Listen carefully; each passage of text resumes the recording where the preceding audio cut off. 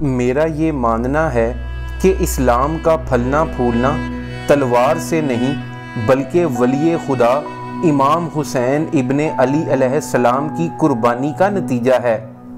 اگر میرے پاس امام حسین علیہ السلام کے ساتھیوں جیسے بہتر لوگ موجود ہوں تو میں 24 گھنٹے میں ہندوستان آزاد کرا لوں۔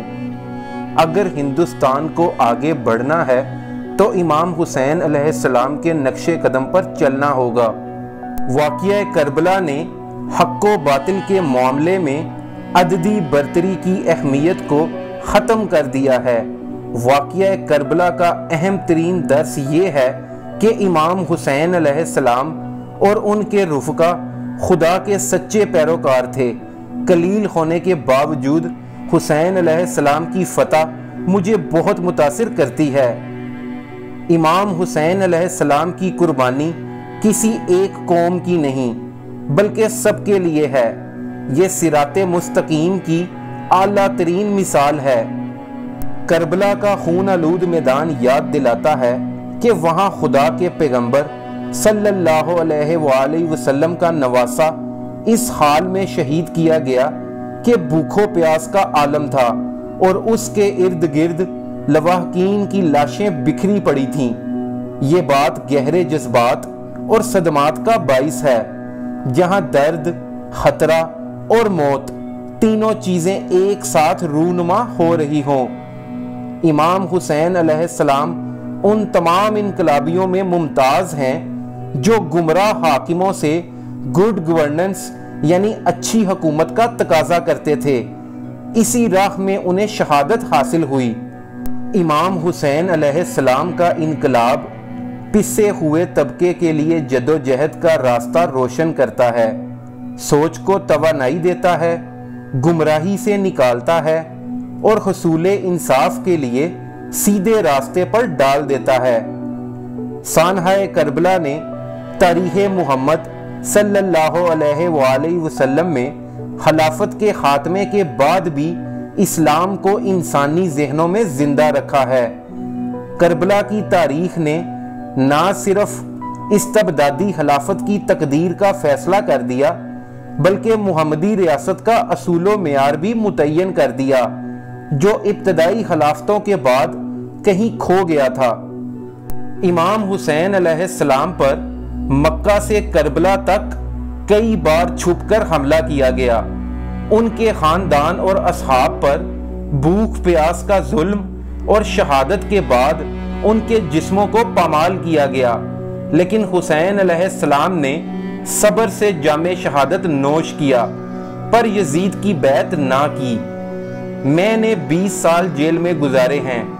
ایک رات میں نے فیصلہ کیا کہ تمام شرائط پر دستخط کر کے رہائی پا لینی چاہیے، لیکن پھر مجھے امام حسین علیہ السلام اور واقعہ کربلا یاد آ گیا اور مجھے اپنے موقف پر کھڑا رہنے کے لیے پھر سے تقویت مل گئی۔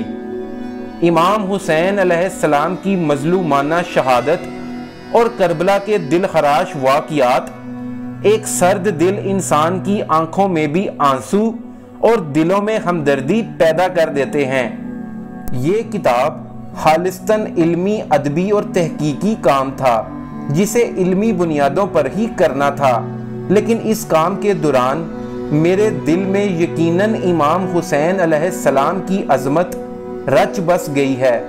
3 گھنٹے کے انٹرویو میں جب بھی بارہ نے امام حسین علیہ السلام کا نام لیا تو ساتھ میں ان پر سلامتی ہو ضرور کہا۔ بارہ کا کہنا ہے کہ میں نہیں مانتا امام حسین علیہ السلام صرف شیعہ یا مسلمانوں کے امام ہیں، میرا ماننا ہے کہ وہ تمام عالم کے امام ہیں، کیونکہ وہ سب مذاہب کا ضمیر ہیں۔ سچ اور انصاف کو زندہ رکھنے کے لیے فوجوں اور ہتھیاروں کی ضرورت نہیں، قربانیاں دے کر بھی فتح حاصل کی جا سکتی ہے، جیسے امام حسین علیہ السلام نے کربلا میں قربانی دی۔ بلا شبہ امام حسین علیہ السلام انسانیت کے لیڈر ہیں۔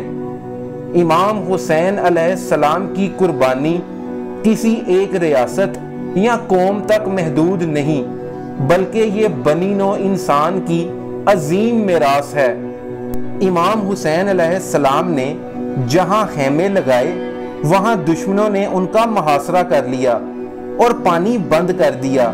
یہ کہانی آج بھی اتنی ہی دلگیر ہے جتنی 10 صدیاں پہلے تھی۔ میرا کہنا ہے آپ کربلا کی سرزمین کا سفر کرنے سے اس وقت تک کوئی نفع حاصل نہیں کر سکتے جب تک کہ آپ کو اس کہانی کا پتہ نہ ہو۔ یہ ان چند کہانیوں میں سے ایک ہے جسے میں روئے بغیر کبھی نہ پڑھ سکی۔ امام حسین علیہ السلام کے انقلابی اصول ہر اس باغی کے لیے مشعل راہ ہیں جو کسی غاصب سے حقوق حاصل کرنے کے لیے کوشاں ہے۔ جس طرح امام حسین علیہ السلام کے ساتھی ان کے ارد گرد کٹ گئے، بالآخر امام حسین علیہ السلام بھی شہید ہو گئے۔ یہ بنو امیہ کا وہ تلخ کردار ہے جس پر مسلمانوں کی تاریخ امام حسین علیہ السلام کو شہید اور یزید کو ان کا قاتل گردانتی ہے۔ یہ امام حسین علیہ السلام کی قربانیوں کا نتیجہ ہے کہ آج اسلام زندہ ہے، ورنہ آج دنیا میں اسلام کا نام لینے والا کوئی نہ ہوتا۔ حسین علیہ السلام کا تصور مرکزی طور پر انسان کی فری ول، شخصی آزادی اور اپنی قوم کی خوشحالی کے لیے استبدادی حاکم کے سامنے کھڑے ہونے پر فوکس کرتا ہے، اور حسین علیہ السلام نے اپنی پوری قوت اور عزم کے ساتھ اس استبداد کو فیس بھی کیا۔ میں مسلمانوں کو اس لیے مبارکباد پیش کرنا چاہتی ہوں کہ ان میں دنیا کی سب سے عظیم ہستی امام حسین علیہ السلام پیدا ہوئے، جو دنیا کے تمام مذاہب کے لوگوں کے دلوں پر راج کرتے ہیں اور ہر کمیونٹی کے لیے باعث فخر ہیں۔ گو امام حسین علیہ السلام نے 1300 سال پہلے قربانی دی، لیکن ان کی لافانی روح آج بھی سب کے دلوں میں زندہ ہے۔ امام حسین علیہ السلام کو شہید کرنا بنو امیہ کی سب سے بڑی سیاسی غلطی تھی، جو ان کی ہر چیز کو نظر انداز کرنے پہ مجبور کر گئی، بلکہ ان کے نام و نشان اور ہر چیز پر پانی پھیر گئی۔ اگر امام حسین علیہ السلام کی جنگ مال و متاع اور اقتدار کے لیے تھی تو پھر میں یہ سمجھنے سے قاصر ہوں کہ خواتین اور بچے ان کے ساتھ کیوں گئے تھے۔